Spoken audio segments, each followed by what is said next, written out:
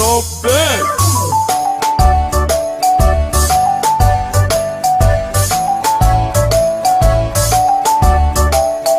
Four little monkeys jumping on the bed.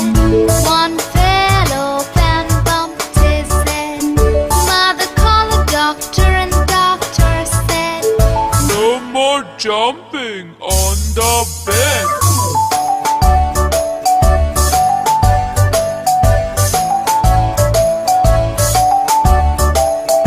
three little monkeys jumping on the bed. One fell off and bumped his head. Mother called the doctor and the doctor said, No more jumping on the bed.